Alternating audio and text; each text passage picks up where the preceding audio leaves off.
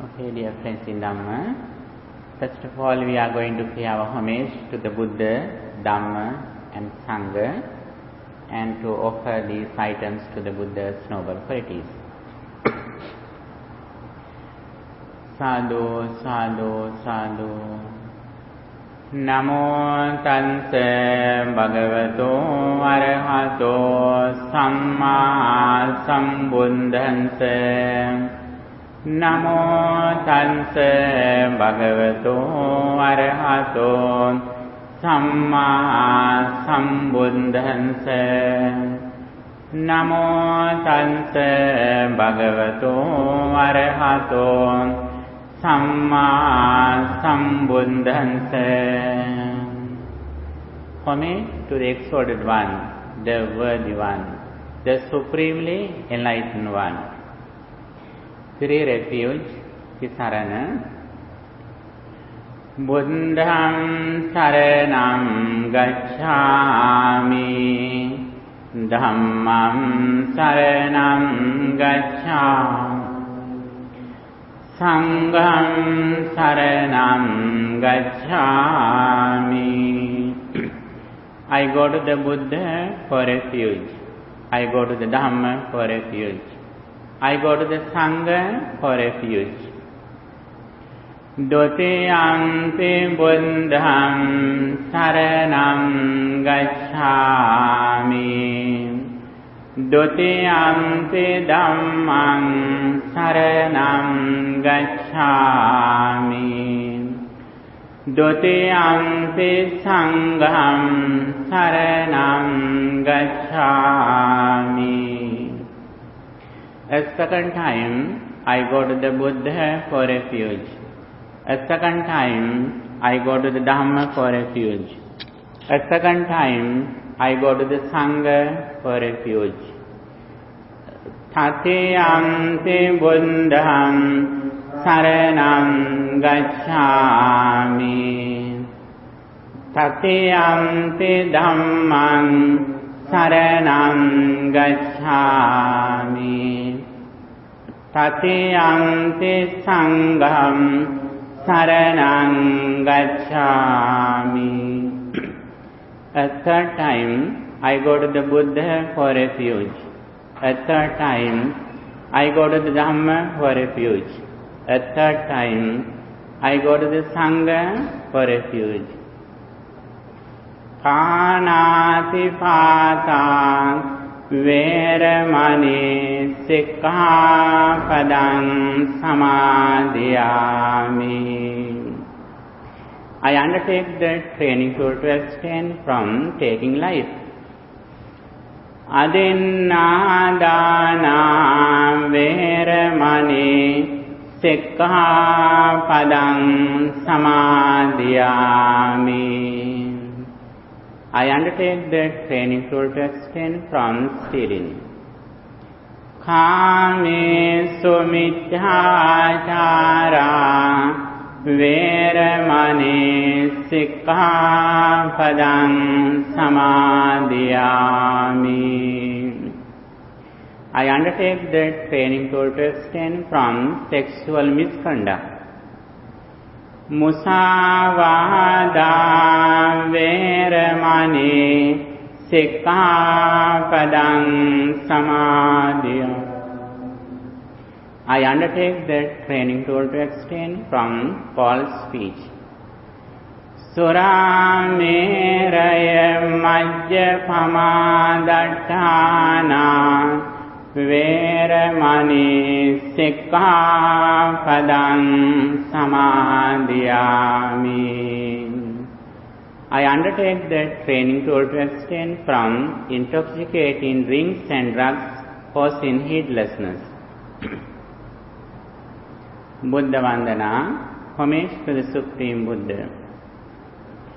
Itipiso bhagavā araham Samma sambuddho viññācarana sampanno sugato lokavido Anuntaro purisa dhamma sarati Santa Deva Manussanam Buddho Bhagavati.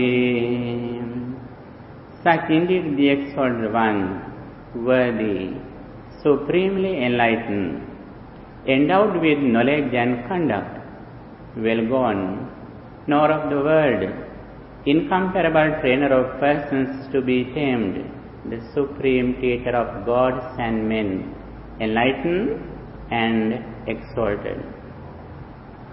Vandana, homage to the Buddha's teachings.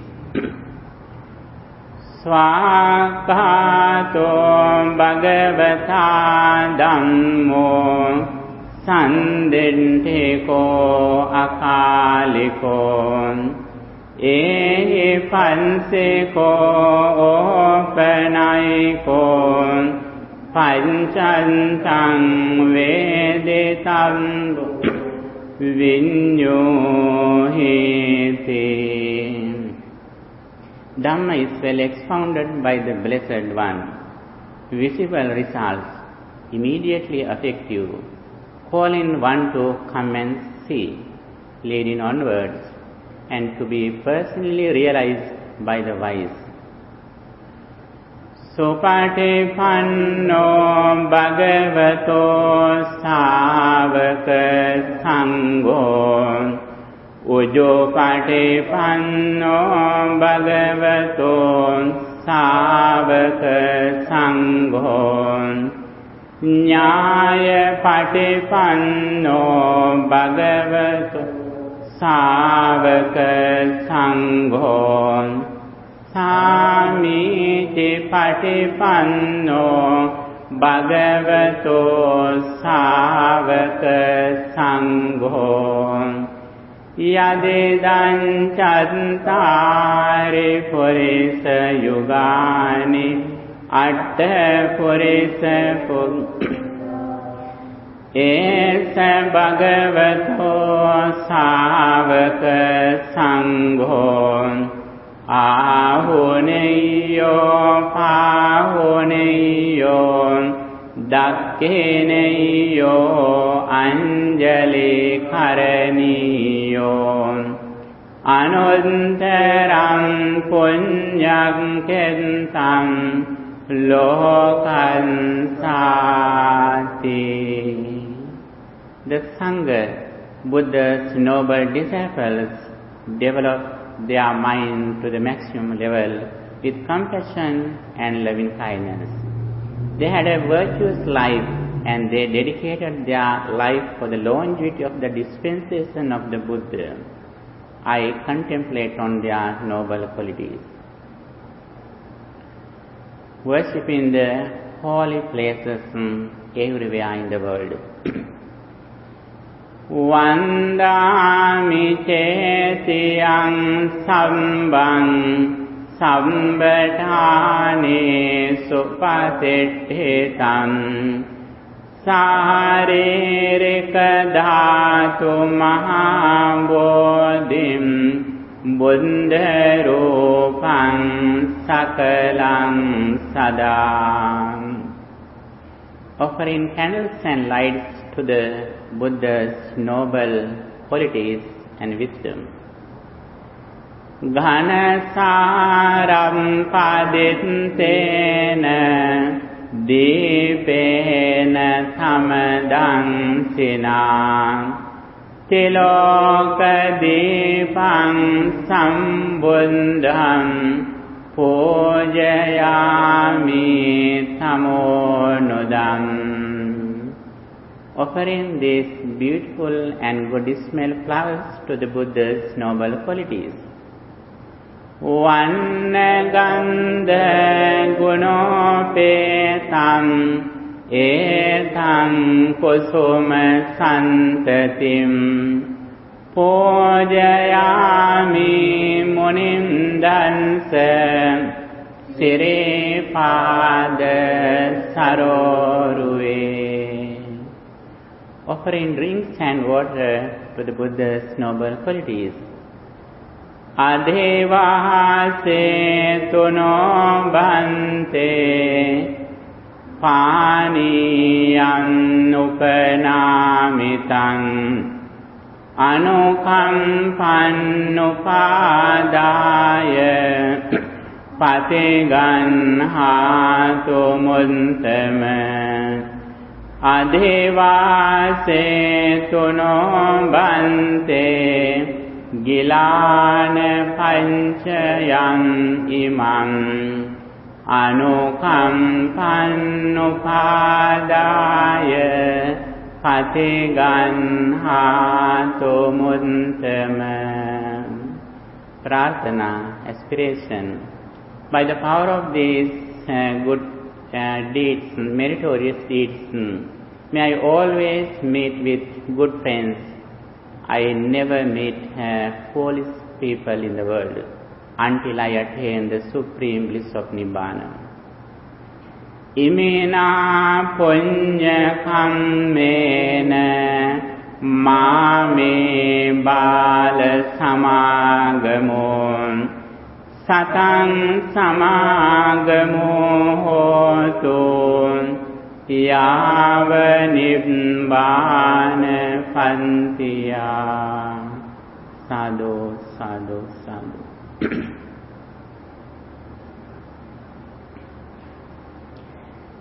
Dear friends in Dhamma, now we are going to practice meditation. Before our Dhamma discussion class, we practice meditation for 30 minutes. That is the thing that we are going to practice. As you know, Buddhist meditation means mental culture, purifying our mind from negative thoughts. According to Buddhism, there are 3 unwholesome mental states, evil thoughts that disturb our peace of mind. They are greed, anger, and delusion. By practicing meditation, in one side, we concentrate our mind in the present moment, and also we cultivate positive thoughts such as compassion, loving kindness, equanimity. On the other side, we contemplate on impermanence. We reflect on impermanence, the worldly results, worldly reality as it is.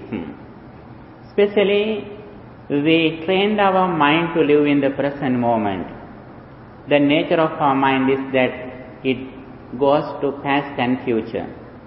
Always, our mind lives in the past experience, or sometimes our mind lives in the future experience. That is why we have lost the beauty of our life. By practicing meditation, we train our mind to live in the present moment. Not only we live in the present moment, at the same time we cultivate positive thoughts. That is the thing that we are doing here. When our mind is concentrated with positive thoughts in the present moment, we reflect on impermanence. Impermanence means our body is impermanent, our mind is impermanent. Every moment our body changes, our mind also changes. But we don't know this reality when we think something which happened in the past.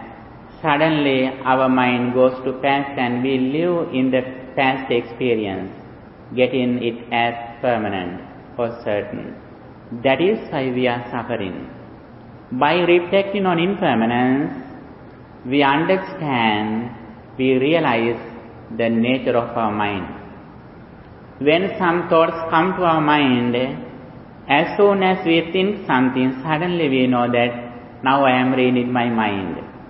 Then our mind doesn't depend on outside. Our mind is not fixed in outside things and persons. As soon as we experience something, we look at inside. The ordinary people look at outside when they experience something, but because we have trained our mind, as soon as we think something, suddenly we look at inside. At the same time, we reflect on impermanence. When we contemplate on impermanence, at the moment, we don't depend on any material things in outside.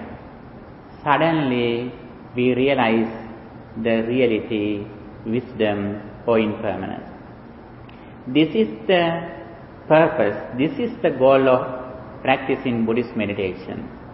In one side, keeping our attention in the present moment, we develop positive thoughts such as loving kindness or breathing meditation. On the other side, we reflect on impermanence. Here, we are going to practice loving kindness meditation. According to Buddhism, there are 40 meditation techniques, such as contemplating on the qualities of the Buddha, contemplating on the qualities of the Dhamma, his teachings, contemplating on the qualities of the Mahasangha, contemplating on 4 fundamental elements, earth element, water element, fire element, air element, Patavi, Apo, Tejo, Vayu, and loving kindness, breathing meditation, contemplating on death, contemplating on 4 sublime states, contemplating on the impurity of our body parts. These are the meditation techniques that we can use to train our mind according to our interest. If we have a lot of knowledge about the Buddhist meditation, then we can practice one by one according to our interest in. And here especially we practice loving kindness meditation, thinking, may all beings be well, happy and peaceful.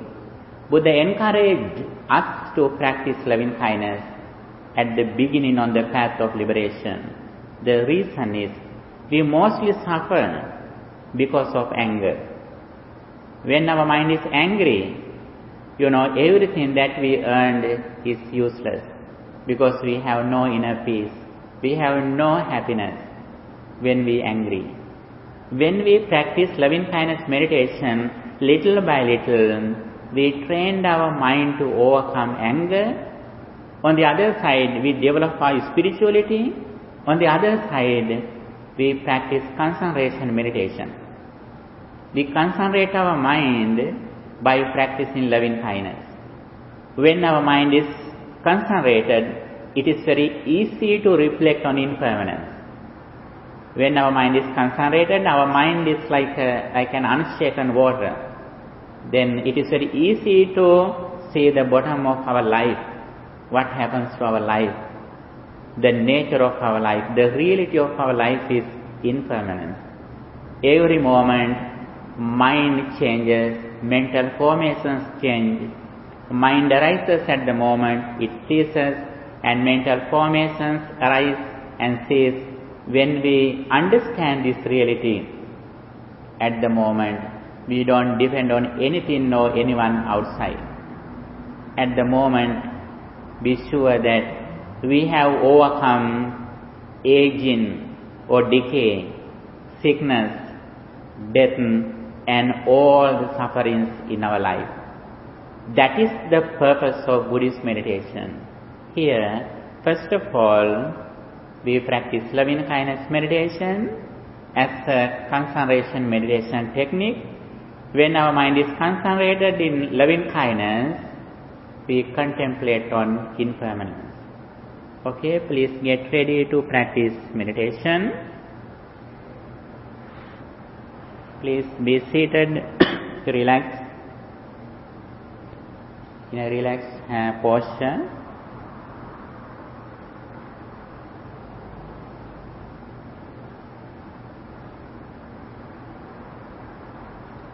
Stretch your body, please.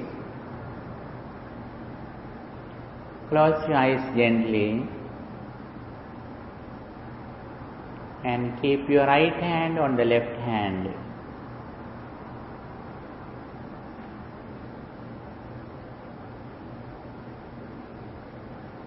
I am sitting in a very pleasant, calm environment. Everything is prepared for my inner peace. I pay my gratitude to the people, those who have arranged these facilities for my inner peace.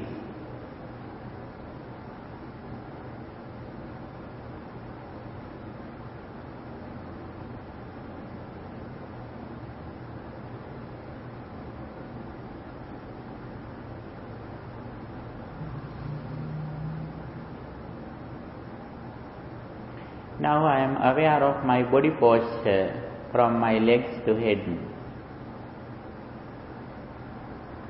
My legs, knees,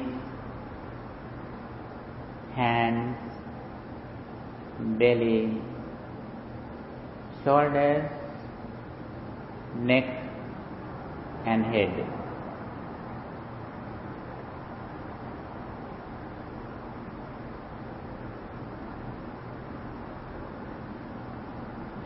Now I feel breathing in and out only.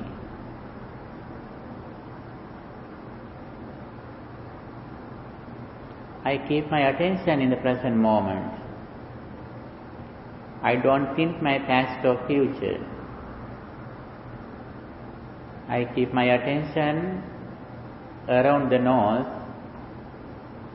with breathing in and out in the present moment.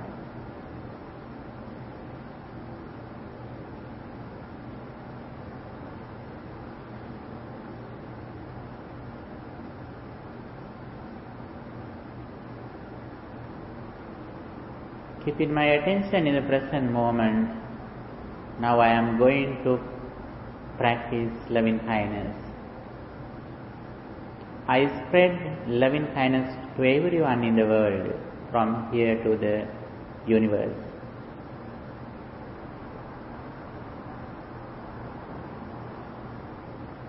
May all beings at this temple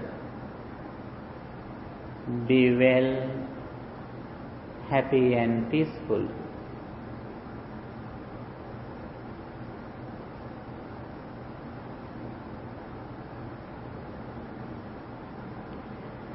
May all beings at this temple be well, happy and peaceful.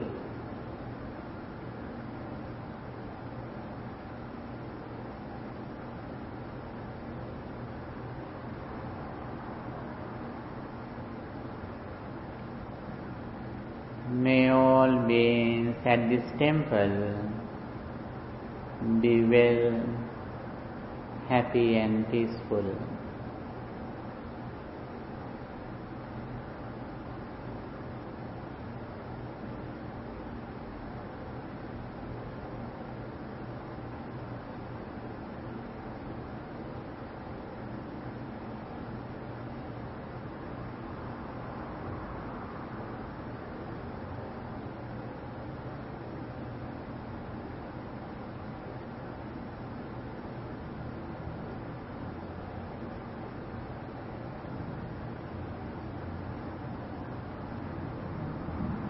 May all beings in this city, Pasadena, be well, happy and peaceful.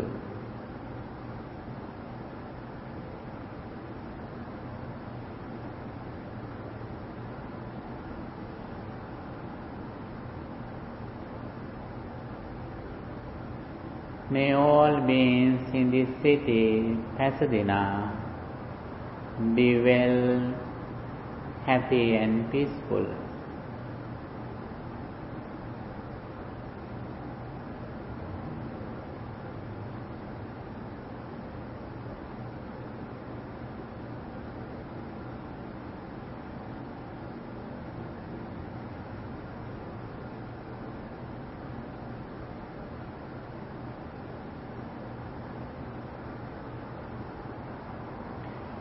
May all beings in this county, Los Angeles, be well, happy and peaceful.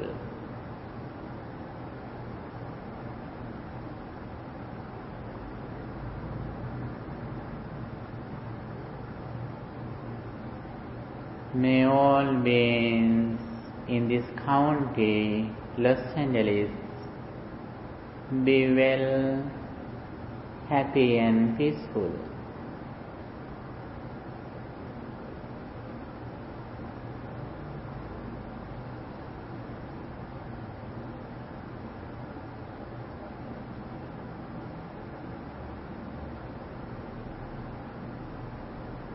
May all beings in this state, California, be well, happy and peaceful.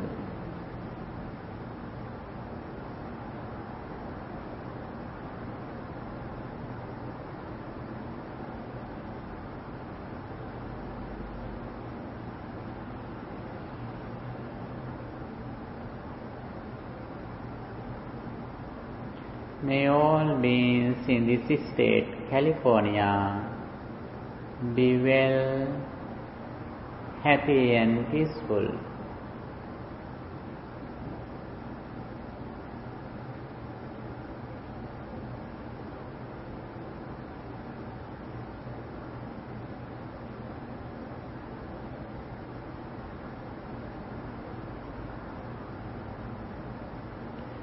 May all beings in this country, the US, be well, happy and peaceful.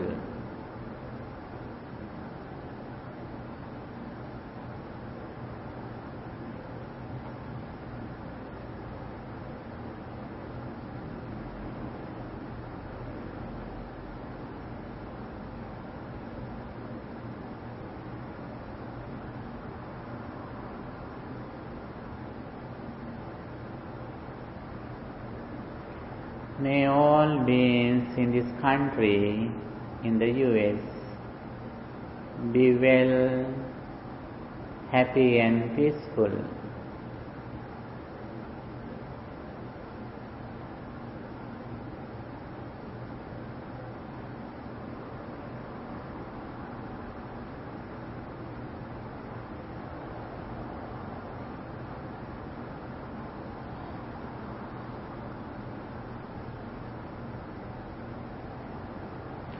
May all beings in this continent, America, be well, happy and peaceful.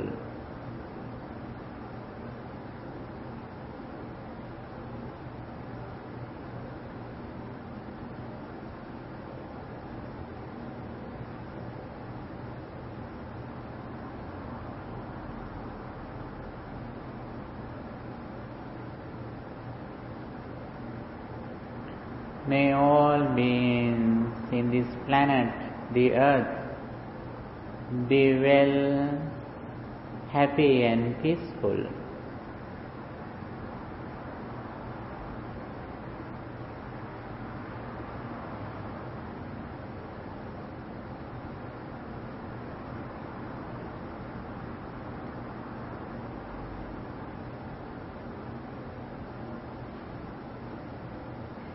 May all beings in the solar system be well, happy and peaceful.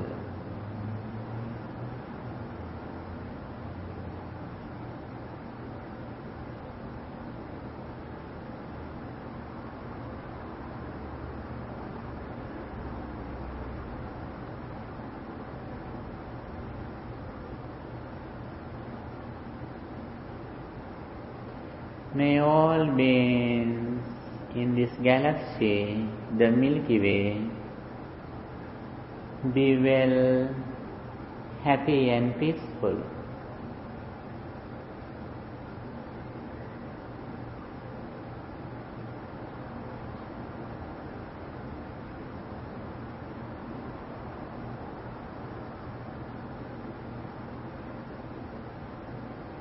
May all beings in this galaxy, the Milky Way, be well, happy and peaceful.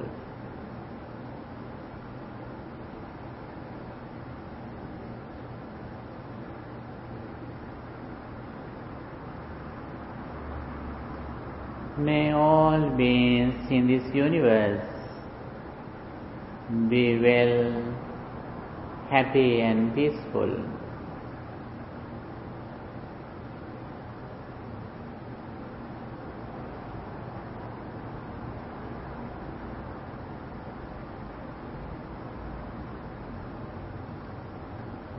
May all beings in this universe be well, happy and peaceful.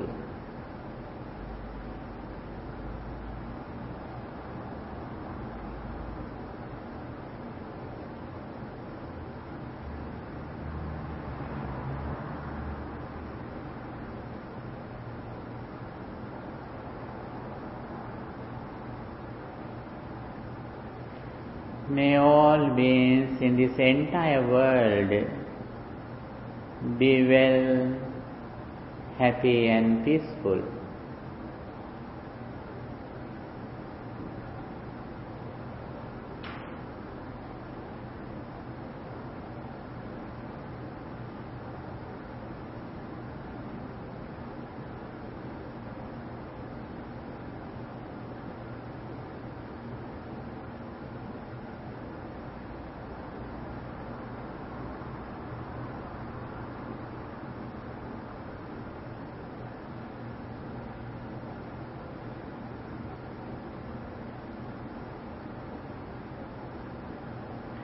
May all beings be well, happy and peaceful.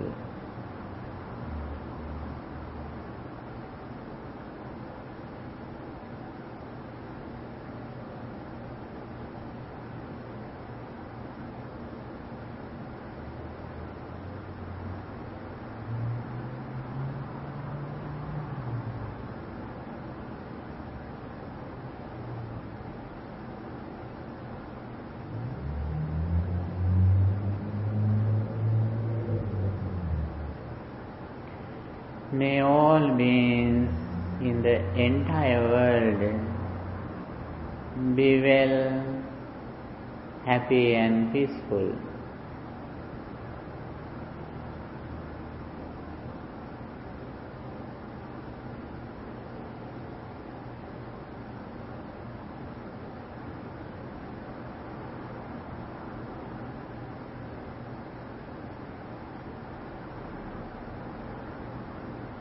May all beings be well, happy and peaceful.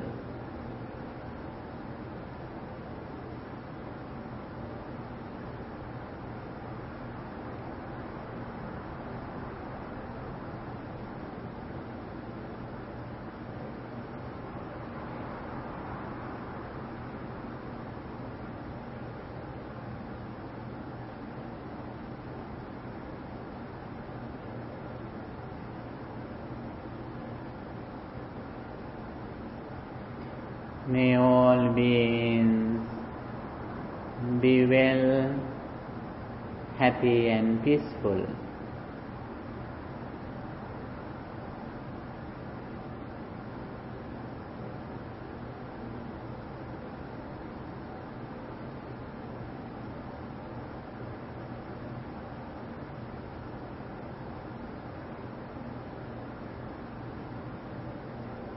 May all beings be well, happy and peaceful.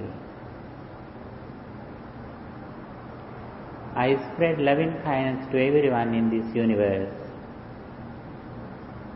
I am friendly with everyone in this world. I see the world like my family, like my children.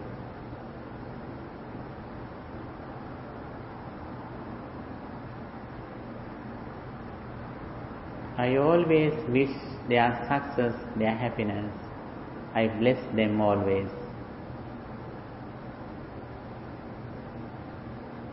My mind is filled with loving kindness and compassion. I am friendly with everyone in this universe.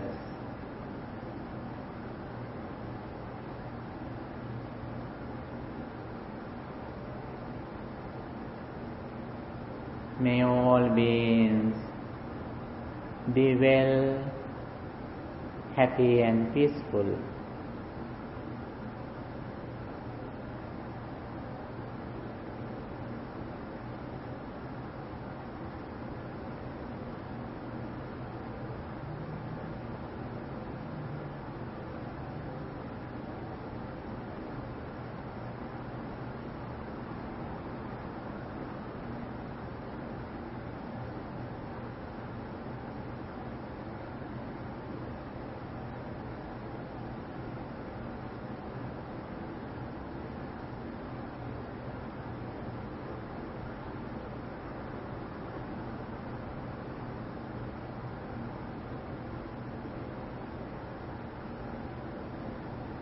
May all beings be well, happy and peaceful. I see all over the world like my family, like my children. I am friendly with everyone in this universe.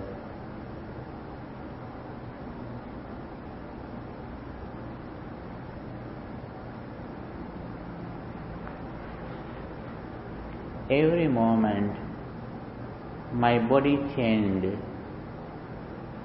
my mind also changed. Everything is subject to change. Every moment my body arises with the conditions and it ceases immediately when conditions cease. My mind also arises at the moment with the conditions and it also immediately ceases. Every moment my mind arises and ceases.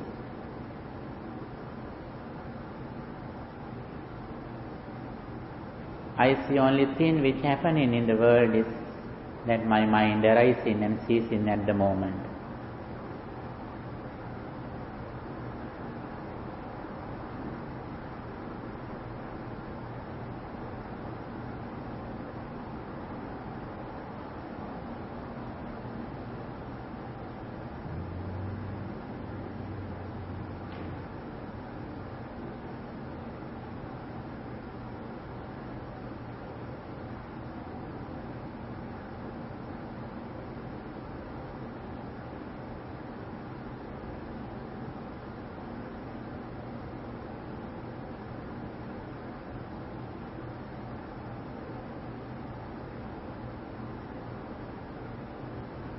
Every moment my mind arises and ceases.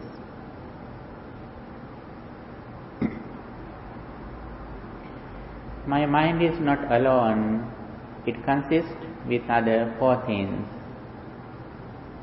Rupa, forms, Vedana, feelings, Sanya, perception, and Sankhara, mental formations. These five things are together. They arise together, they five cease together at the moment.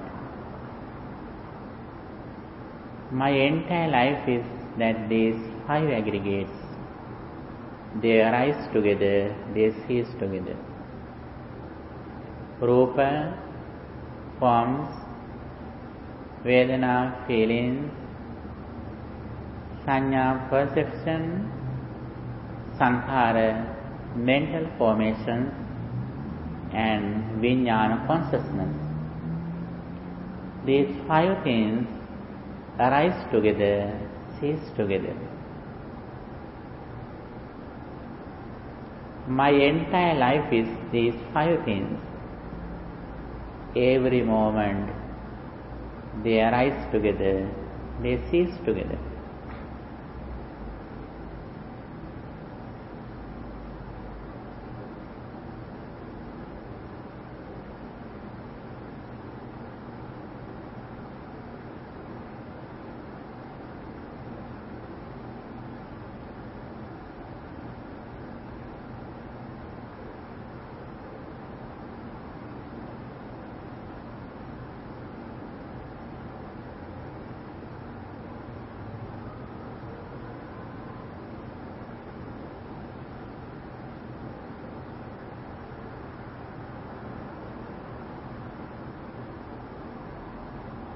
My mind is impermanent.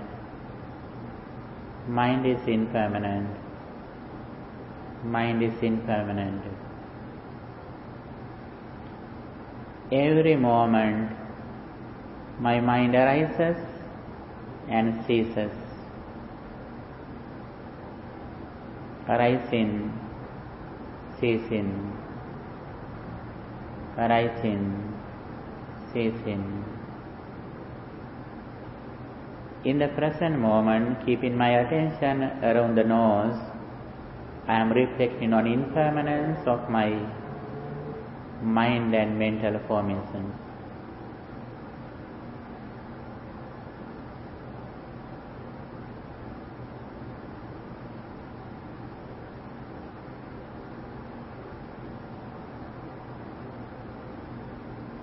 Arising, ceasing. Arising, ceasing. Whatever I think, it means my mind and mental formations.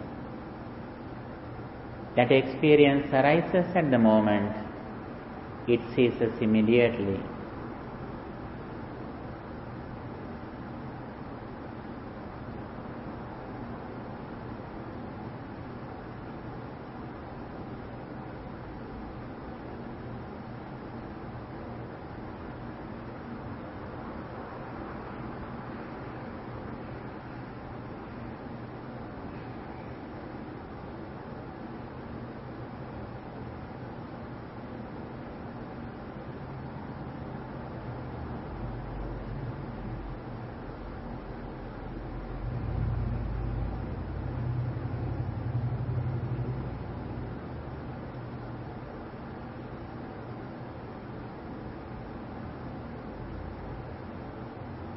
Every moment my mind arises and it ceases. Whenever I contemplate on this reality, impermanence, at the moment I have overcome suffering, I have overcome decay, sickness, death and rebirth at the moment.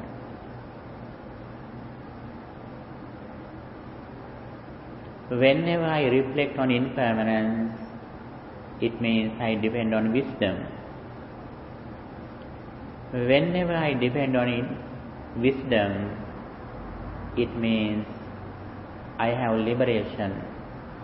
Nobody or nothing can disturb my peace of mind. Day by day, I increase the duration of reflecting on impermanence. This is the real success, freedom, liberation, enlightenment in my life.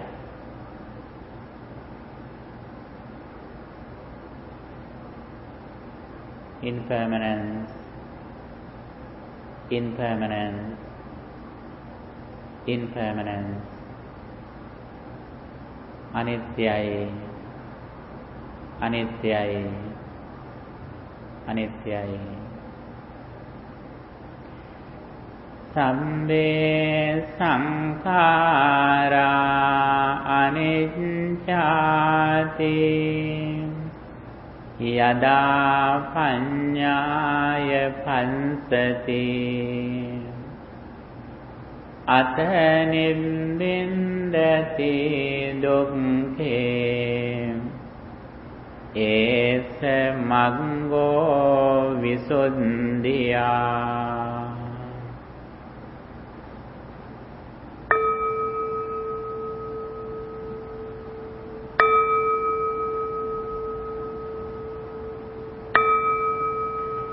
Sadhu, sadhu, sadhu. Sadhu, sadhu, sadhu. Namami Buddham Gunasagarantam Santa Sada Hontu Sukhiya Vera Kayo Jinguncho Sakalo Dugandho gaccanti sabbe maranam ahanca. Namo tassa bhagavato arahato samma sambuddhassa. Namo tassa bhagavato arahato samma sambuddhassa. Namo tassa bhagavato arahato samma sambuddhassa. Mettanca sambhalokasmin mana sambhavaye aparimananti. Homage to the exalted one, the worthy one, the supremely enlightened one. Dear friends in Dhamma, today we are going to discuss some special doctrines in Buddhism. Especially here, I would like to explain loving kindness and wisdom in Buddhism. These are the two pillars in Buddhism. All Buddhist doctrines can be standard on these two pillars. In one side, loving kindness, on the other side, wisdom. Little by little, we are going to the deeper level in this discussion. First of all, I would like to say something about the Buddhist sermons. This is very important to understand what we are listening to and what happens when we are listening to Buddha's message. Buddha says there are 5 places that we can liberate. We can get rid of suffering. There are 5 grounds, entrances, places or opportunities where we can liberate, where we can attain enlightenment. They say in Buddhism as Vimuttayatana. Vimutta means liberation, Ayatana means grounds or places or entrances. There are 5 grounds, opportunities, entrances or places where we can enter the liberation. They are, one of them is Dhamma Savana, listening to Dhamma. While you are listening to Dhamma, you can eradicate negative thoughts. You can get rid of unwholesome mental states when you are listening to Dhamma very carefully with good intention, good attention. Next, the teaching of Dhamma. When someone teaches Dhamma, that person at the moment can develop his mind, because he explains Dhamma in higher understanding. You also can do it. If you know something in Buddhism, you can explain it to your friend. At the moment, you can purify your mind. Then Buddha says, Dhamma Sajjahayana. It means reciting some discourses, such as mindful discourse. There are very special discourses such as Girimananda Sutta, Satipatthana Sutta, Bojjhanga Sutta.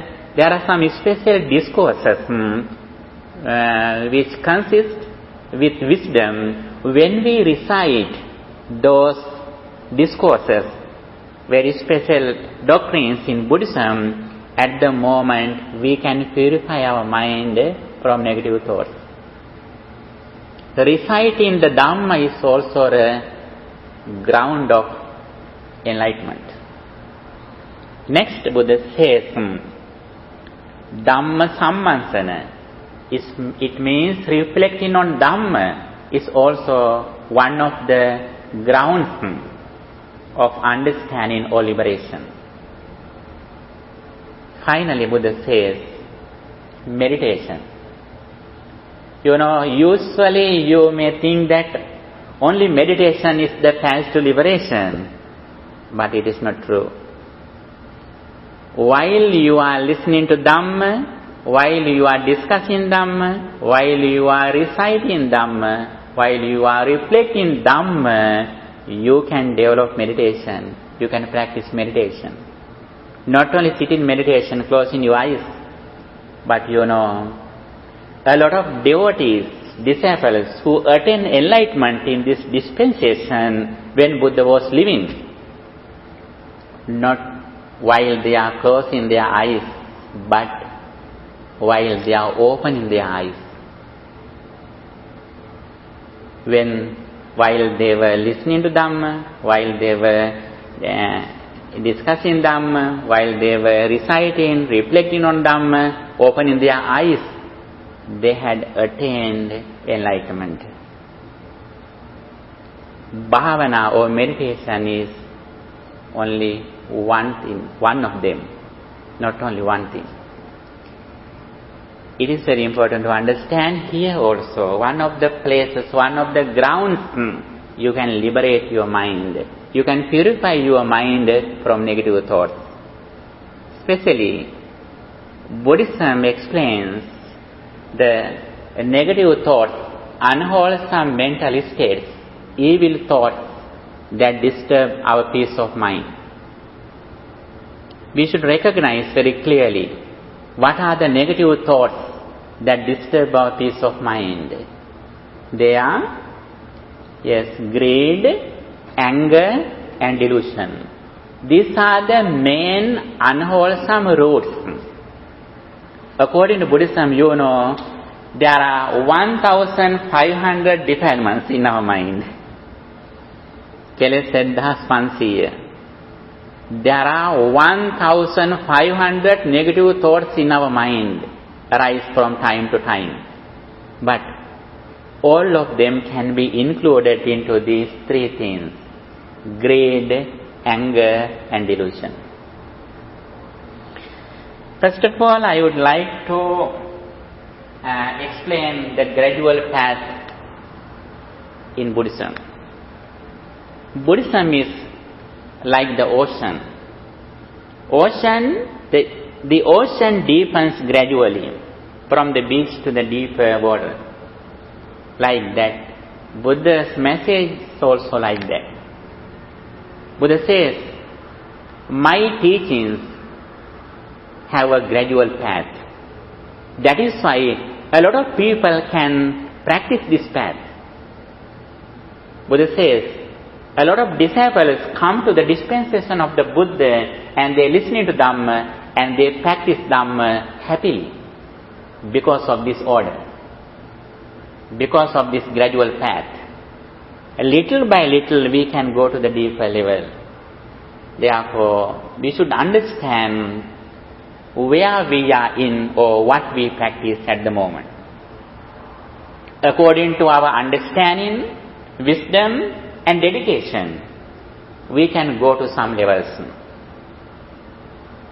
I think we should know it. And very first level,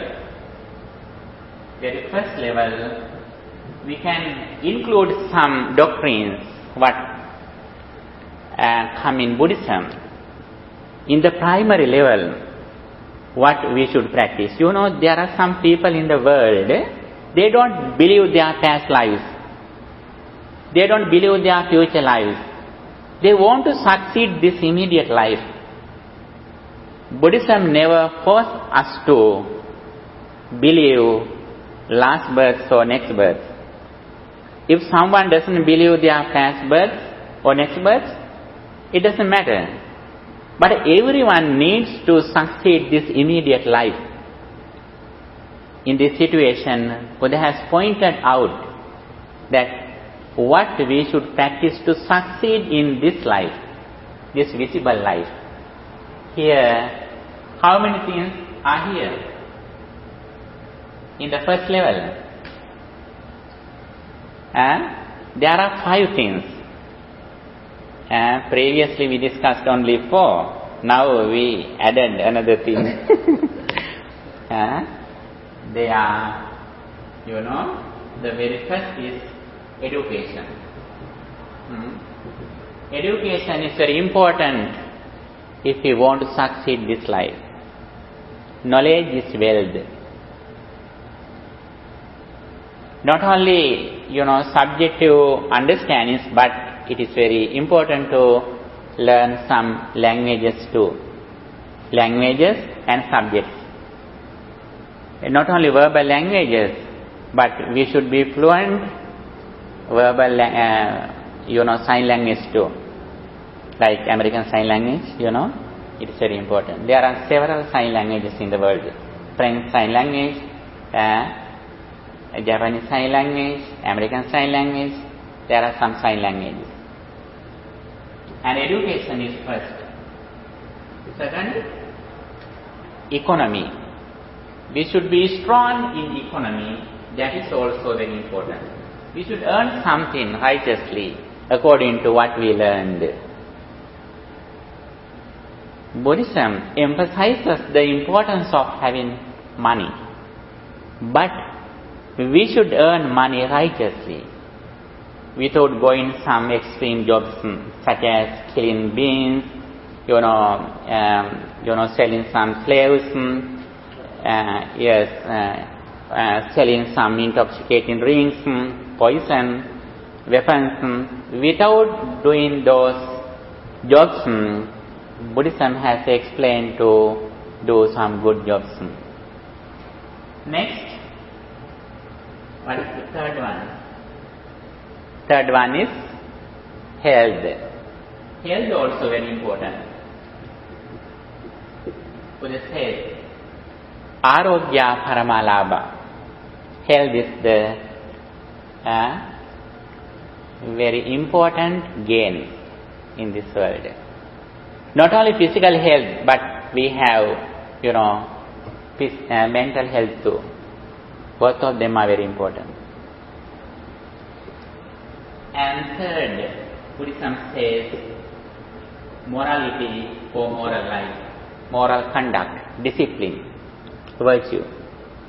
Even though we were born alone, even though we will die alone, we have to live with many people in this society.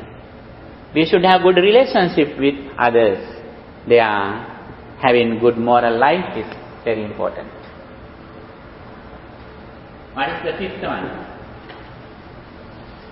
Buddha says there is a very special discourse in Buddhism, Vyagapajja. One day a householder, Vyagapajja, came to Buddha and asked, Bhante, please explain some things that are useful to succeed this life. Then Buddha added another thing, that good association, good friends. That is also very important to succeed in this life. We have done very serious things, good or bad, with our close friends.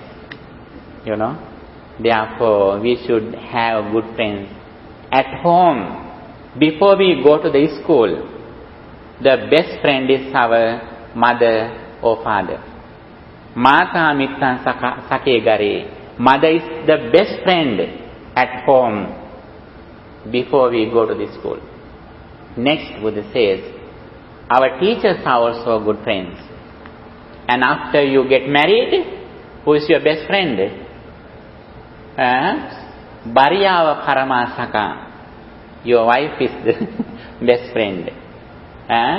Your best friend is your husband. Your husband's best friend is wife. Each other. And here it is very important.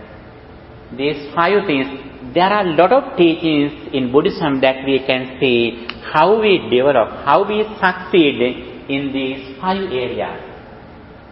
Especially in the Singhala Sutta, Buddha has emphasized the importance of these 5 things. Especially good friends. Among them, good friendship decides where we are going to, our destination. This is the first level, and education also very important. Buddha says when the Buddha was explaining the duties of parents, Buddha says one of the duties of parents is to give a good education to their children. Sippan Sikkapenti. As parents, you have to give good education to your children. That is very important. These 5 areas are very important in the first level. The second level, now little by little we are going to the deeper level. The more we know what the Buddha taught, the more we practice, the more we are going to the deeper level. The second level, when we come to the next second level, we have a special understanding. What is that? The understanding of the karmic law. In this level we know the karmic law, karma or action and its results. Whatever we do with intention, according to our intention, we will have same results. If we do something with impure mind, physically, verbally or mentally, we will have bad results. On the other side, if we do something with pure mind, because of our purification of mind, we will have good results. This is the understanding with the karmic law. If we have this understanding, what do? Yes, sabba papa sakaranam. We try to overcome negative thoughts as much as we can. We try to overcome evils. Not only that, kusala sukha sambada, we try to practice good deeds as much as we can. What are the good deeds? Dana, Sila and Bhavana. Dana, Sila and Bhavana. In this level, in the second level, we practice 3 meritorious deeds as much as we can. Generosity, virtue and meditation. Generosity means offering something to others. As we can, we are generous.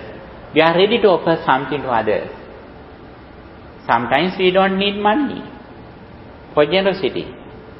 When you wash your plates, if you can give some food to ants, that is also one of the generosities that you can practice. Sometimes we need money, but in the primary level we don't need money. Second, virtue or sila, good discipline in our speech and behavior. Before we correct our actions, physical actions, we should have good discipline in our speech. Speech is first. That is very important. Samma ditti, samma sankappa, samma vacha. Right understanding, right intention or right thought and right speech. Then right action, samma kammanta. Before we correct our actions, we correct our speech. We have discipline in our speech as much as we have samadhi, right understanding. And meditation. Meditation is the second. Meditation is the highest meritorious deed in the mundane level. Especially practicing loving kindness. And here Buddha has explained the heavenly path, how we receive a blissful life hereafter. Not only hereafter, but in this life we can make success. We can make successful life. And the third level, the third one. Here, the foundation of the second level is the karmic law. Understanding of the karmic law. And the third level, that little by little we are going to deeper. And here we have a very special understanding. What is that? Yes, impermanence or the dependent origination. Very special topic in Buddhism, the heart of Buddhism, the essence of Buddhism, the dependent origination. The more we know the dependent origination, the more we practice mindfulness. The more we practice mindfulness, the more we liberate our mind from suffering. And here, with the understanding of the dependent origination means impermanence. Impermanence is not just changing. It has a deep understanding, deep knowledge that whatever we experience through our six senses, that experience, that external objects and internal senses arise at the moment. In this level, we have very high understanding. What is that? This is the unique in Buddhism. In this level, we have nothing which is ready-made. In these levels, we have some ready-made things. But with the understanding of the dependent origination, we have nothing which is ready-made. What is that? We create something at the moment. We usually think that before you come here, there is something here, there was something here. It is true in this level. But when we go to this level, we have nothing which is ready-made. We create everything through our senses at the moment according to our present mental condition. Now, for example, when you look at me, you are present with me. How about if I blame you with some bad words?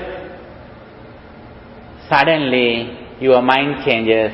Then when you look at me, you are angry. You get upset. Not only you are angry with me, but you are angry with my devices too. According to our mental condition, the experience immediately changes. Now you can see only human beings here. If your mind changes, then you can see many beings here, like gods, divine beings. You can see many things here.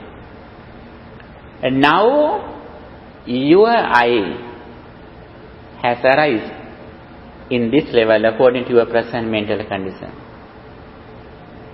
For example, when you look at me, you may think that there is a Buddhist monk, there is Bhante Dhammagaru, you may think. But suddenly if you change your mind, you can see 4 fundamental elements through my body. When your mind changes, you can see my 32 impurity parts of my body. Again, if you change your mind, suddenly you can understand when you experience something. If you see a Buddhist monk, you see the monk not through your eye, through your mind. You can never recognize something through your eye. You recognize something through your mind. When you recognize something, the first experience has ceased. It is a deep concept in Buddhism. Little by little we will discuss. Okay? And here, with the understanding of the dependent origination, we meet a path. We find a path. What is that? 3 disciplines: Sila, virtue, or Samadhi, concentration, and wisdom. Sila, Samadhi, Panya. In the first level, there are 5 areas that we should be successful, and in the second level, we should be successful in generosity, virtue, and meditation. And in the third level, with the understanding of the dependent origination, we should be successful in these 3 disciplines: Sila, virtue, concentration, samadhi, panya, wisdom. This is the summary of Buddhism. Now you can understand where you are in now. And also you can understand where you are going to. According to your understanding, your dedication, your wisdom, you should go little by little forward. While we are doing these things, physically, mentally, we can be in this level. That is the interesting thing in Buddhism. With this understanding, we can overcome suffering. After we have overcome suffering, furthermore, we can live with ordinary people. Like a lotus flower which has come from mud. You know, lotus flower is very beautiful and pure, but it doesn't touch the water or mud. Like that. We can live in the ordinary society with the ordinary people who have defilements in their mind. Physically, we can associate them physically, materially, but mentally, we can live like an arahant, like an enlightened person. That is the very important thing. Little by little, we can discuss this message. And here, today especially we hope to discuss the two pillars in Buddhism. There are main pillars in Buddhism like loving kindness and wisdom. That is the topic we have given today. When we go to understand Buddhism, all Buddhist doctrines can be standard on these two things, pillars. As I mentioned before, the main purpose of Buddhist doctrines is that reducing three unwholesome roots. They are greed, anger, and delusion. These are the main unwholesome roots. We can reduce these things in several levels. In the primary level, we can offer something to others, we can practice generosity, and also we can contemplate on impurity of our body parts. Then we are able to overcome greed and lust. And also by practicing loving kindness, we trained our mind to overcome anger. Anger is one of the main reasons that disturb our peace of mind. That is why Buddha says in Karanimetta Sutta, he who wants to attain liberation should have to practice loving kindness. Until we start practicing loving kindness, we haven't started the journey of liberation. That is why Buddha says at the beginning, we should contemplate on, may all beings be well, happy and peaceful.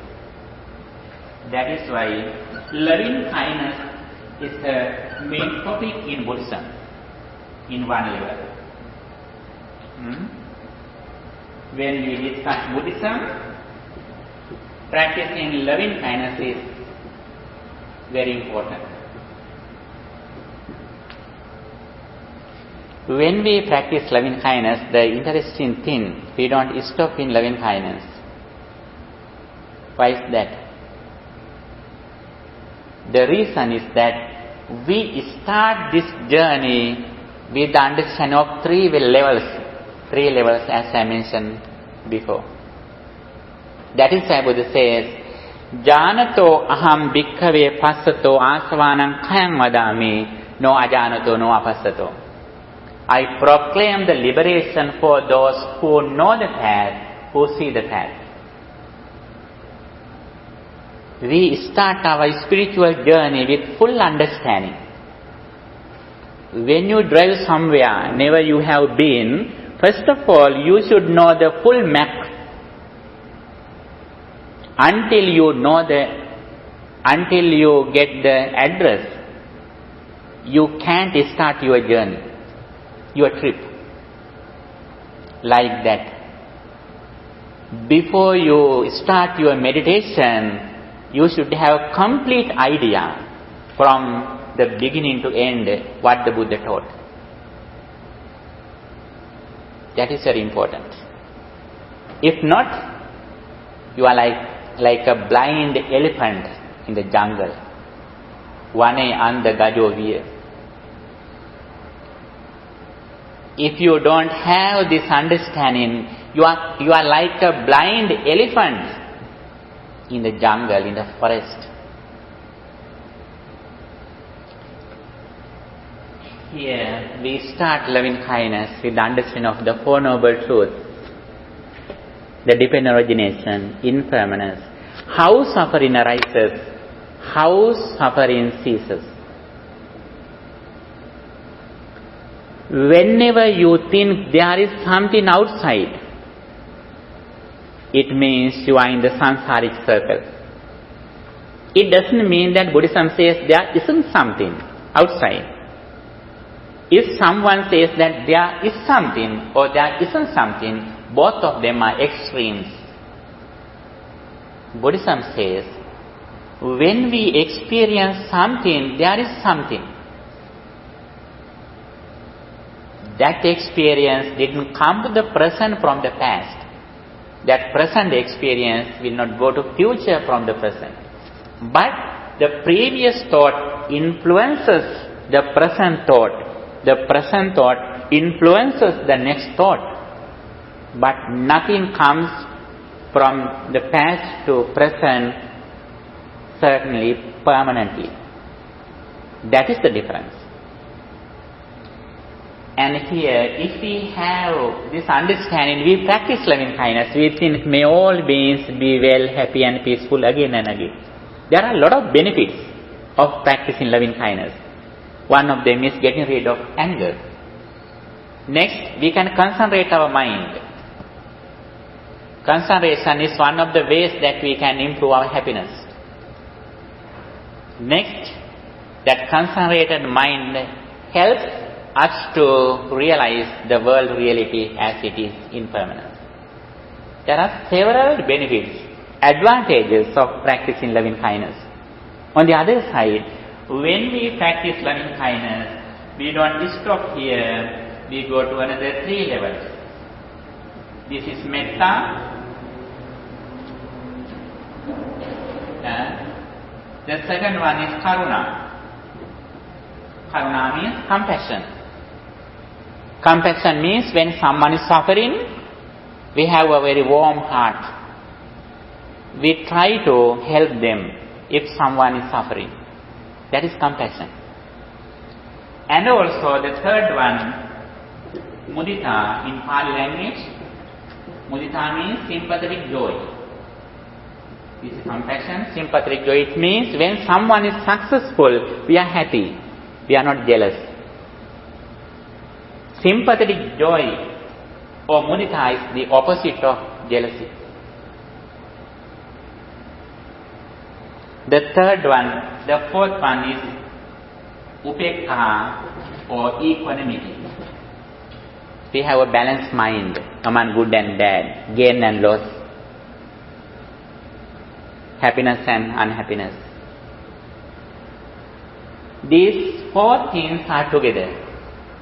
These 4 things where the Brahma lives in. Brahma Vihara, the sublime state. You know, we can see some religions in the world. They explain their result after they die. Next life, going to heaven or going to Brahma realm or going to their liberation. But the interesting thing in Buddhism, before we die, we can see the results in this immediate life and we can be happy. After we gain in results, furthermore we can live with others. Like that. If we can practice these four things, four sublime states, metta, loving kindness, compassion, sympathetic joy, and equanimity, we are like Brahmas, divine beings. Bearing a human life, human body, physically, mentally, we are like a Brahman.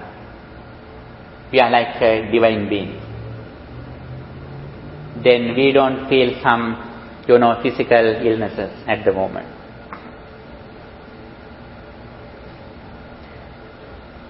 Here, by practicing this path, we can develop our happiness.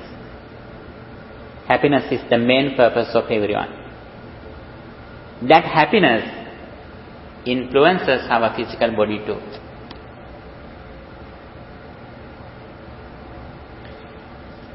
Here, the second one, the important thing is, when we have this kind of mental states, we don't stop here. When mind is concentrated, suddenly we reflect on impermanence. That is the very important thing. One day, one of, some other religious people asked some monks, Buddha's disciples, we also practice loving kindness. Your teacher and you are also practicing loving kindness. Both of us are same. But Buddha says, no. Even though you and we practice loving kindness, we are not same, we are different. Why is that? Other religious people also practice loving kindness, but they stop in loving kindness, they don't go forward. They think that their final destination is loving kindness or going to Brahma realms. But the Buddhist disciple doesn't stop here. As soon as mind is concentrated, he contemplates on impermanence. He uses this path as a help to his deliverance path, Vimukti Marga, liberation path. And here, the second level, wisdom. The second pillar. In one side, we practice loving kindness and four sublime states. In Buddhism, on the other side, we practice wisdom. How do we practice wisdom? How do we develop our wisdom? Buddhism says there are four factors that help us to develop our wisdom. By born, we should have some kind of wisdom. It is very important. If someone is stupid or foolish, they are unable to attain enlightenment. By birth, we should have some kind of wisdom, like you. And also, we should develop it with using some techniques, some factors. What are the factors, things that help us to develop our wisdom? There are four things that help us to develop our wisdom. They are associating good friends, listening to Dhamma, reflecting on Dhamma or wise consideration, and practicing Dhamma as Sila, Samadhi, Panya, virtue, concentration and wisdom. By using these factors, things, we can develop wisdom. There were some very wise people in the world by born. But if they don't listen this message from a person, he is never able to attain the enlightenment. In Buddha's time, the most wise person was Reverend Sariputta. He had learned everything in the same time. But until he listening to Dhamma from a disciple of the Buddha, Reverend Assaji, he couldn't attain enlightenment. We can learn something in the first level and second level, as we mentioned before. But in the third level, when we go to the third level, we should need a noble association, good friends. Or you should follow some books or some website.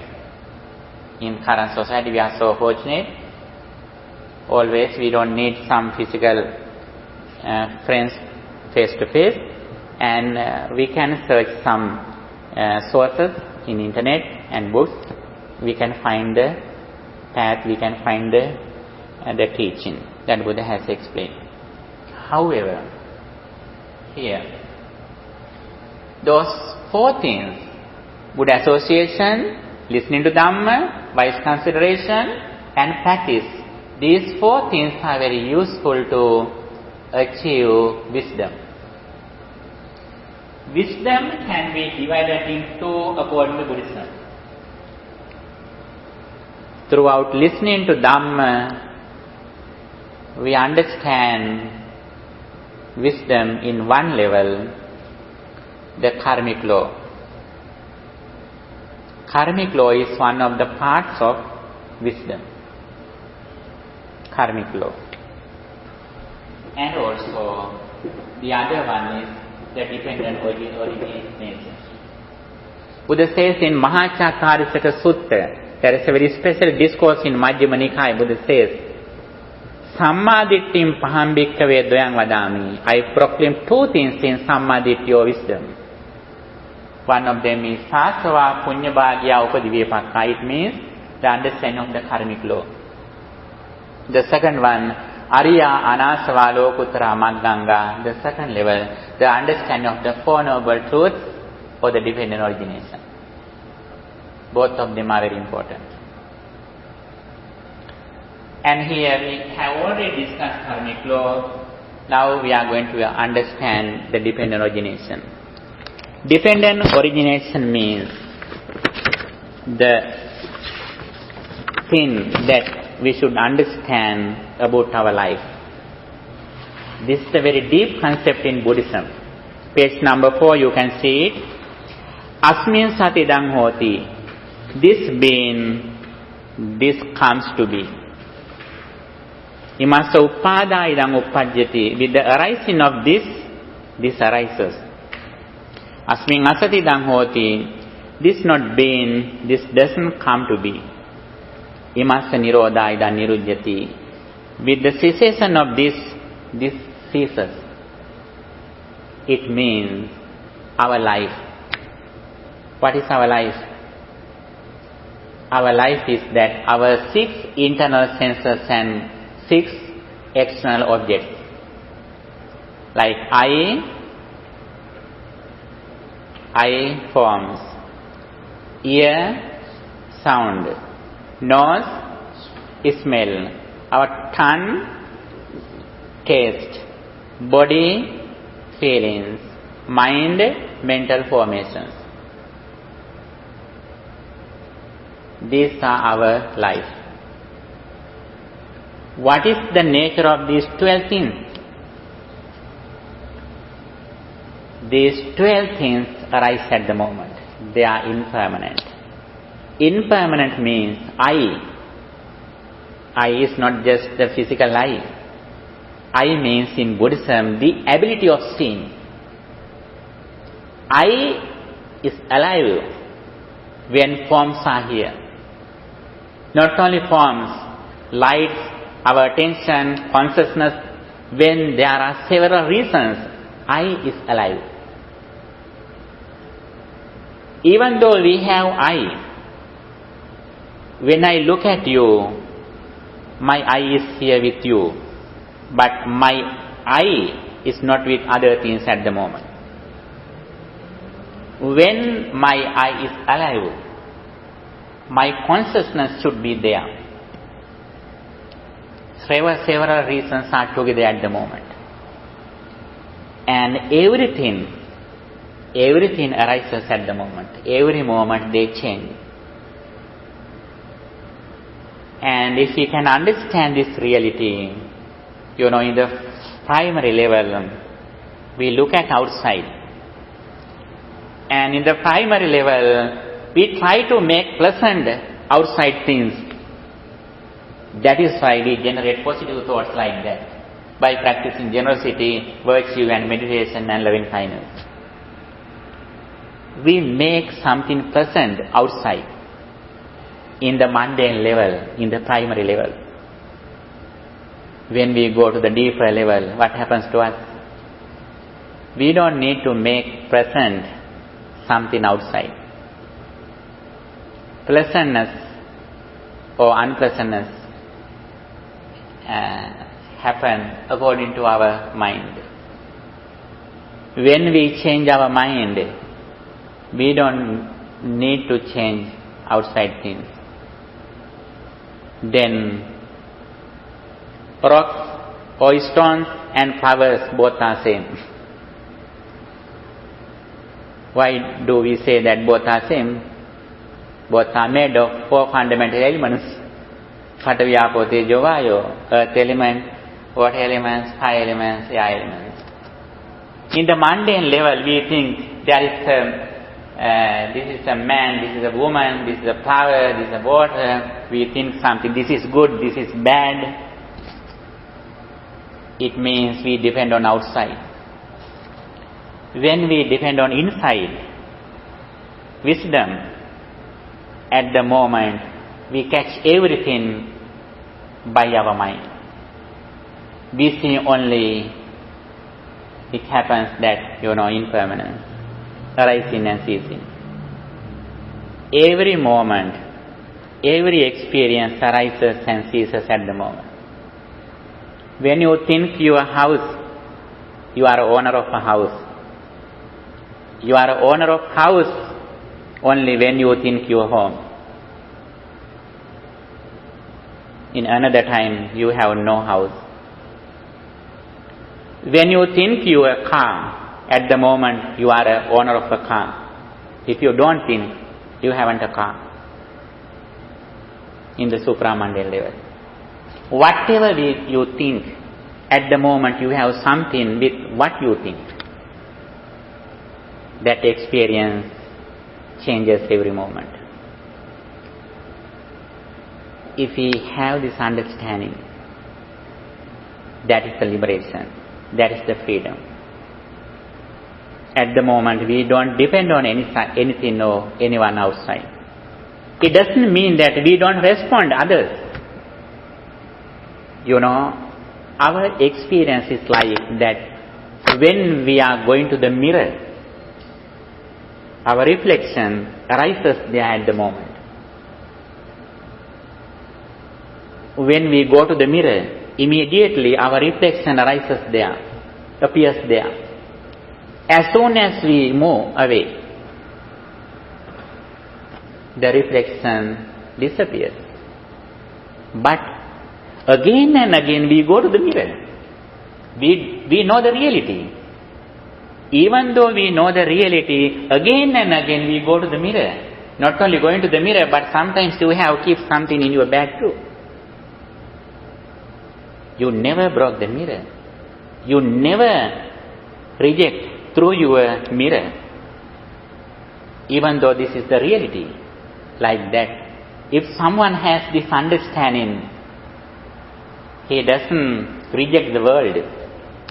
He can deal with the world, but with wisdom. Like that. Our whole experience also like that. Sometimes someone may say that if we have this understanding, how we deal with other people, actually we can deal with them with understanding and more successfully than other people do. And the thing is, first of all, we should have this understanding. That is only the first level. Knowledge. Sutamaya jnana. The wisdom of knowledge. Not only that you should have. Chintamaya jnana, the wisdom of reflecting on. Third, bhavanamaya jnana, bhavanamaya panya, the wisdom of meditation. 3 of them should be with you. And with this understanding, finally, we find 5 aggregates. Whatever we experience through our senses, it means 5 things arise together. What they are? 5 things means in Buddhism, this is a very deep concept in Buddhism. Rupa, Vedana, Sanya, Sankhara, Vijnana. Rupa means forms, corporeality. Vedana means feelings that we receive through our 6 senses. Sanya, perception. And Sankhara, mental formations. And Vijnana, consciousness. These 5 things arise together. But these 5 things invisible. We can see some people, things, flowers, something outside. But in the deep level, that is 5 aggregates. Like an iceberg. When you see an iceberg, you can see only few things in the water. But in the down level, there are bigger things.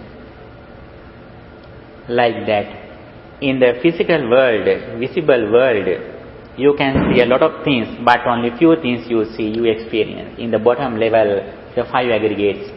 5 aggregates cannot be seen through our eyes, through our ear, through our nose. It should be seen by our wisdom, panya. That is why Buddha says, in Buddhism, wisdom is highly, highly praised, highly appreciated, highly recommended to practice. Panya naranang ratanang. Wisdom is the gem of men. Panyaya parisujjati. Wisdom purifies mind. Natti panya sama abha. There is no other brighter light than wisdom. Wisdom means this understanding. If we have this understanding, we have vigilance. We are vigilant. We have heedfulness. We are hurried to practice this path. Why is that? If we don't practice, if we don't realize this reality, what happens to us? We have to cry. We have to suffer when outside things change. Not only outside things, when our body is going to old age. We have taken this body, myself, mine. Then we are crying. We are suffering. If we want to overcome this suffering, very quickly we have to practice this path. Then we don't depend on material things. If you have friends, relatives, it means you are getting ready to cry when they depart from you. When they face some problems like sickness, old age, separation, you are getting ready to cry. Even though you laugh here, even though now you are happy, one day you have to cry a lot of things, with a lot of things. When they separate from you, when they go into old age, sicknesses, death, you have to cry, you have to suffer. If you want to overcome this suffering, as soon as you can, you should practice this path. Then, even though you will lose everything in the world, you have an unshakable mind that nobody can disturb. For that, Buddha says, very important thing. Here, we discuss this message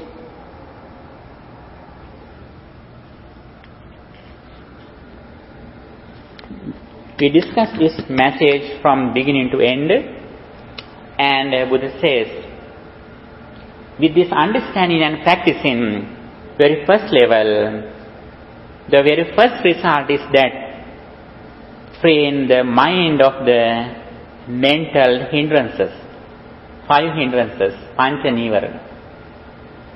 By practicing loving kindness, we overcome 5 hindrances, 5 unwholesome mental states.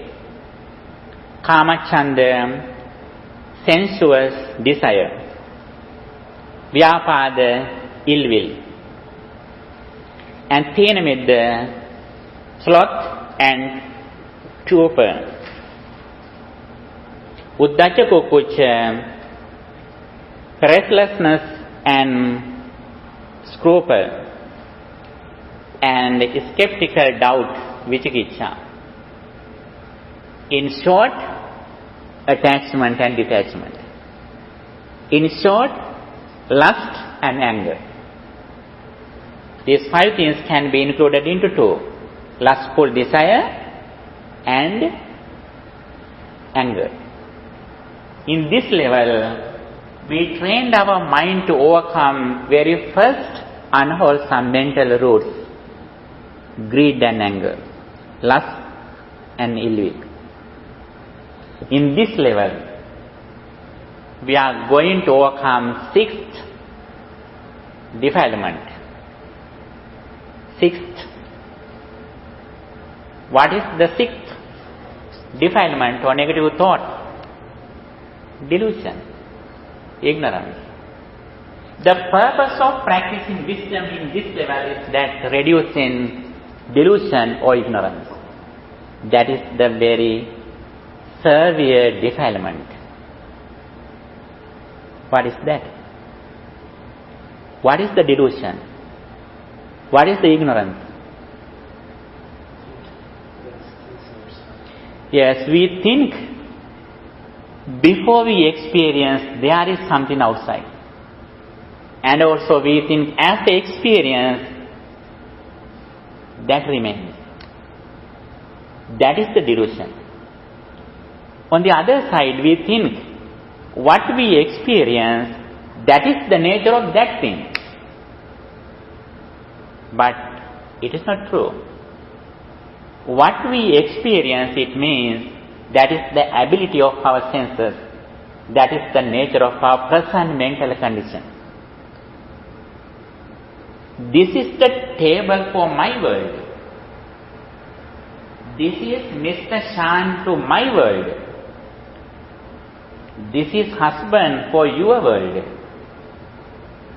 This is son for your mother's world. This is not son for everyone. How about if a lion or some dangerous animal comes here? He is a son? Food. No, he is a food. He is a diet for animals. This is a son for his parents' world.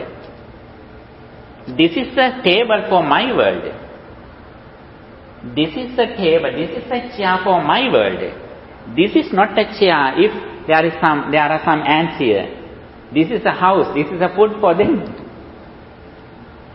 This world is, these things are for my world.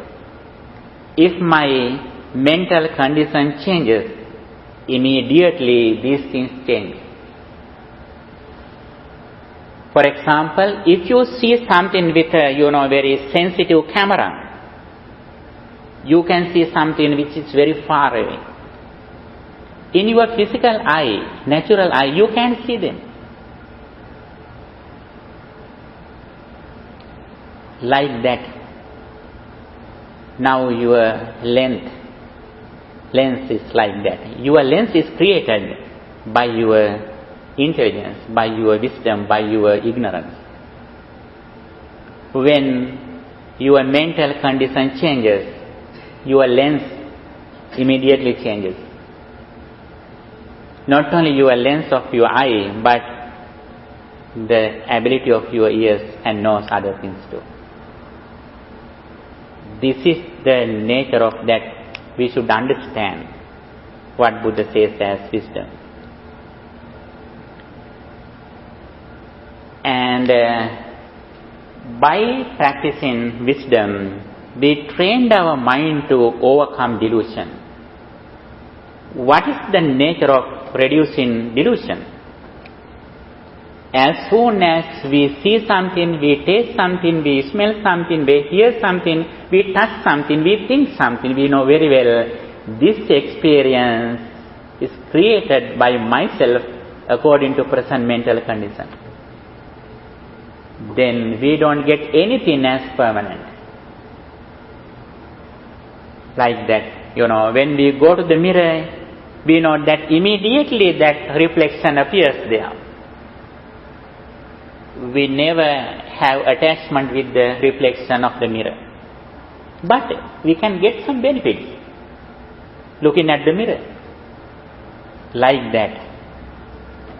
We can benefit something with the experience of our senses.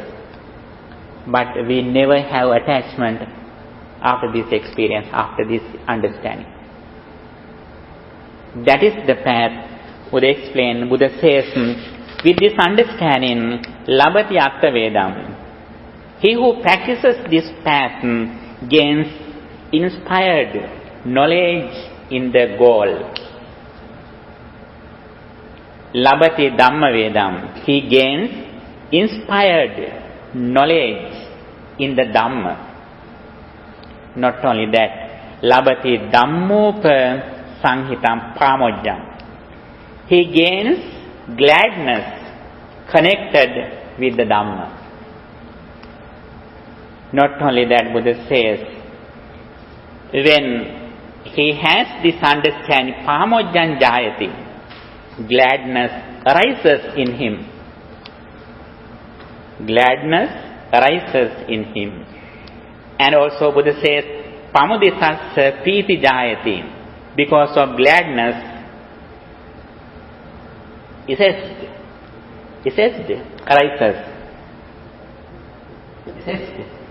arises. Because of the body becomes tranquil. Piti manassa kayo passadati. Passadda kayo sukhang vedeti. When the body is tranquil, he feels happiness.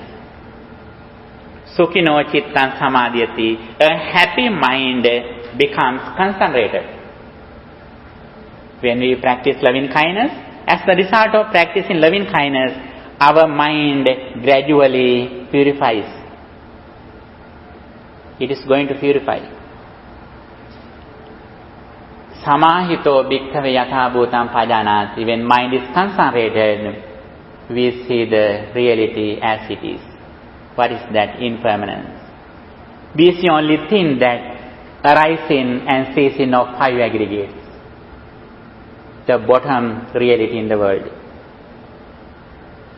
Whatever we experience, it means five aggregates arise at the moment. Not only they arise, but immediately they cease. And with this understanding, our happiness, our spiritual happiness gradually increases. What is that? Why? When we see this reality, we don't depend on anything outside.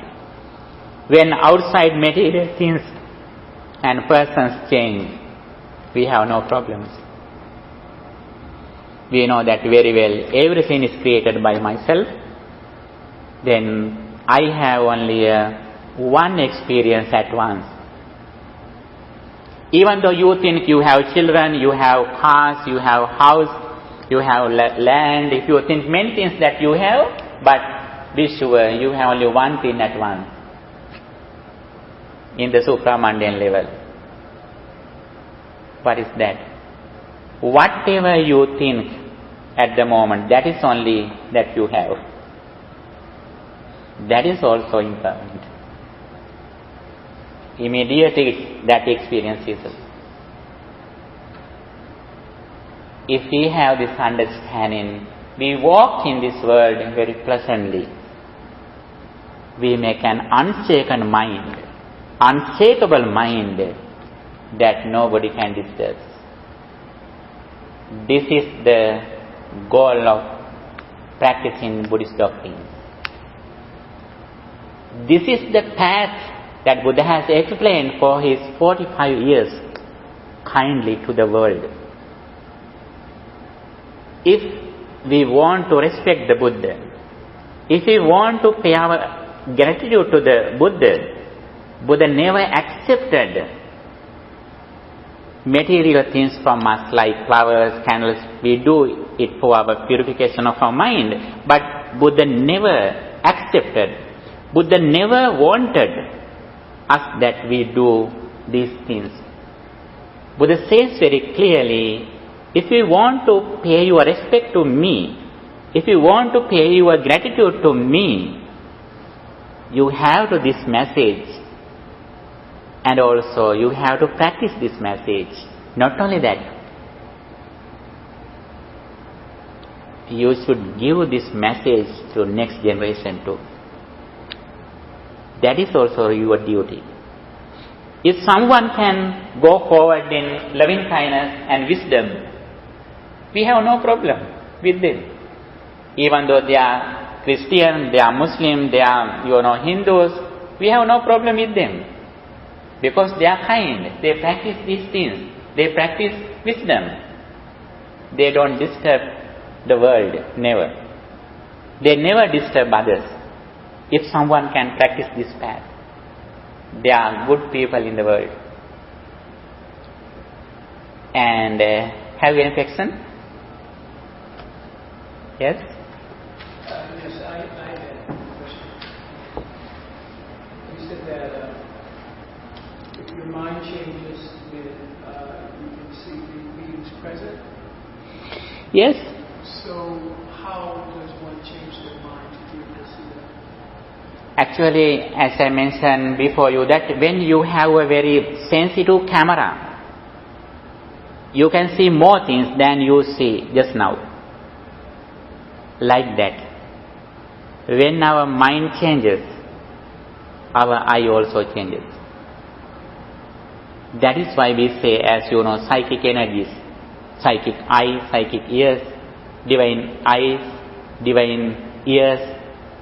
These are the things. Not only that,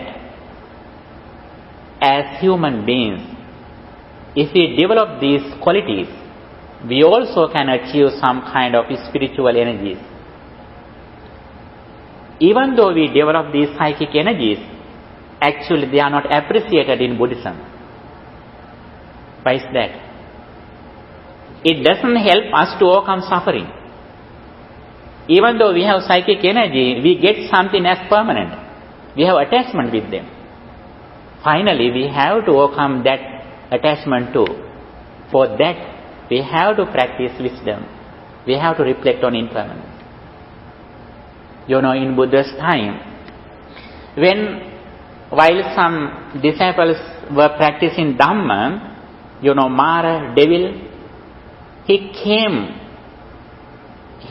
to some disciples and they changed their figure and they showed that like the Buddha, the Supreme Buddha. And the Mara cheated some monk appearing like the Buddha. At the moment, those monks understood that is Mara. Then immediately, by contemplating on the qualities of the Buddha, they concentrated their mind and finally they reflect on impermanence. They didn't take that figure as the real Buddha or as permanent. That is the important thing. Some people, they try to get some primary benefits in Buddhism. But we should be wise. We should be understand what is the main purpose of the Buddha. Buddha wanted us that practice this path, the path of liberation. Even though we have some psychic energy, when our physical body is very weak, actually we are helpless. If we have developed our mind, that is only the refuge for our samsaric journey. Having these qualities like lights, even though there are a lot of lights here, anytime electricity can be cut off. But the thing is, if you write something under that light, even though electricity is cut off, the letter that you wrote remains. Like that, having some energy, psychic energies like these lights, having these facilities, we should be wise to practice wisdom, reflect on impermanence. That is the place where we have real refuge, safety, security. That is the thing always the Buddha appreciated. And actually that is true. When our mind changes, our eye changes.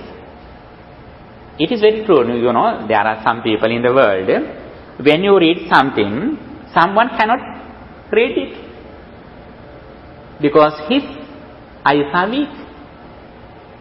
That eyes relate to his consciousness, his mental formations. That is why he is unable to read while you read something well. It is a very simple example. Okay? Okay, you are welcome. Today we discuss the main pillars in Buddhism: loving kindness and wisdom. In one side, day by day, we should go forward in loving kindness. Having a kind mind is the highest benefit of mundane level that we can practice our spiritual energy. If you practice this side, it means you make pleasant outside things that you experience. This is the place where we make something pleasant outside. Not only meditation of loving kindness, but practicing generosity, practicing virtue, you make a pleasant environment outside. When you are generous, you make good friends around you.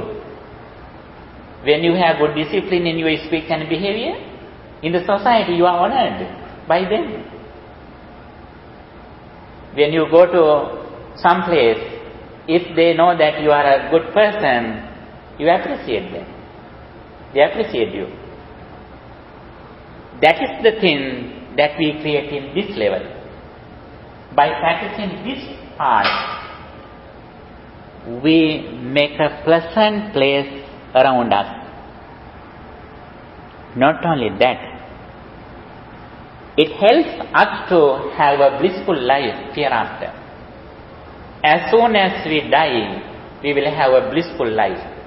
Not only that, before we die, we make the same situation mentally. Even though physically we are very weak, mentally we are rich in this spirituality. Not only that, in this level, the second level, by developing our wisdom, we don't need to change anything outside. It doesn't mean that you don't clean your house. Don't be lazy. And however, if we have this understanding, we don't worry with material things or persons, because we have control our mind at the moment. Everything is same, which are rocks or flowers. Finally, we see only 4 fundamental elements outside: earth element, water elements, fire elements, and air elements. Everything is made with these 4 things. And with this understanding, we keep our attention in the present moment, reflecting on impermanence, arising and ceasing. For that, we should dedicate our life. We should give the priority to practice this path. Then we are so fortunate in this world. Among the ordinary people, while they are crying, suffering, we have overcome suffering. We have made unshaken minds. That should be our main purpose in our life. That is the way how we give a value to our life. We were born in this world to realize this path. That is why you are listening to this Dhamma. You are so fortunate. Even though sometimes you are not Buddhist in birth, you have this chance. That is why you are here. That is why you are listening to this message. The path is open for you. You should develop your understanding and you should dedicate your energy for the result. For that, I wish you all the best. Thank you for your good listening. By acquiring positive thoughts at the moment, we enhance our spiritual energy. By the power of this spiritual energy, may our departed relatives also receive this meritorious thought. May they enhance their energy. May they develop their lives, and finally may they also attain the final bliss of liberation. With that intention, let's share these merits with our departed relatives. Idam me ñāti nam hotu sukhita hontu ñātayo. Idam me ñāti nam hotu sukhita hontu ñātayo. Idam me ñāti nam hotu sukhita hontu ñātayo. By the power of all these meritorious deeds, may you be well, happy and peaceful. May no harm come to you. May no problems come to you. May your all wishes meet with success. Finally, may all of us attain final bliss of liberation. Dukkham pantā nirdukkhaṃ bhayam pantā nirbhayam sokam pantā nissokam hontu sambe pipanino. May the triple gem bless you. Thank you.